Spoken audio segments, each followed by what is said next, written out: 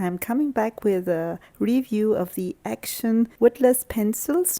I will go through packaging, color palette, how they blend, and also I will make a comparison with the Stabilo Woody pencils and also with the more professional watercolor pencils from Faber Castell.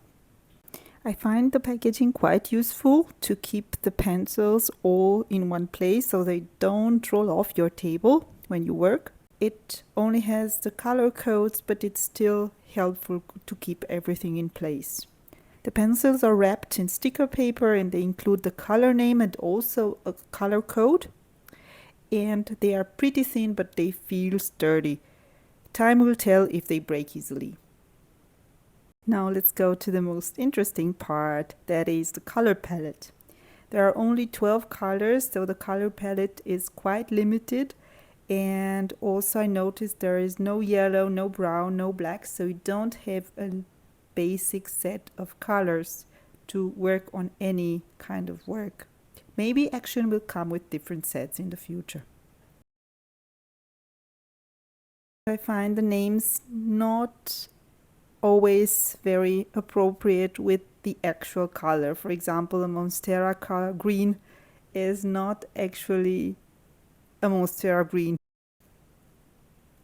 With water they blend really easily, but here the same problem. The color payoff is not similar with all the pencils. For example, the light pink is not very visible.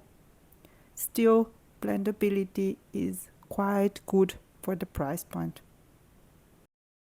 I found that drawing with them is just as easy as with any colored pencil, and they also blend really easily with each other.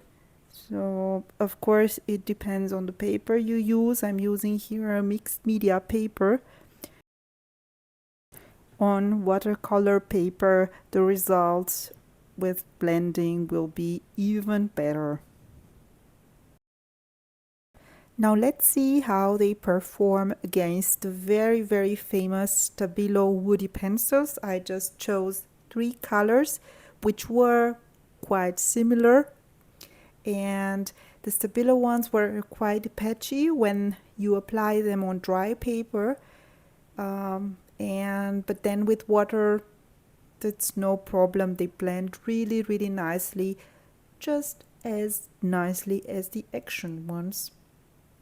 I found also that the Action pigments go for a little bit longer. Let's say they're a little bit more pigmented, but still quite similar. I also wanted to see how they smudge. The Stabilo ones smudge really easily and they give a very nice effect, while the Action ones don't smudge at all. It can be an advantage or a disadvantage depending on your project. I wanted also to see how they work together, and I found that they blend quite well together. So even if they are completely different products, they blend really nicely. So if you get the Action set and you already have Stabilo pencils, you will just increase your color palette basically in your projects.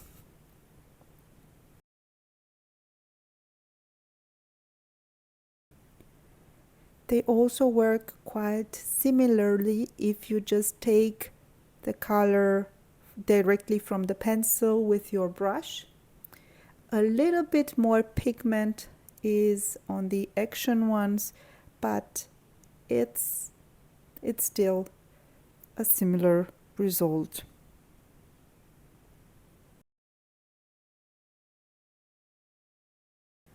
Now let's see how they perform against these more expensive Faber Castell watercolor pencils.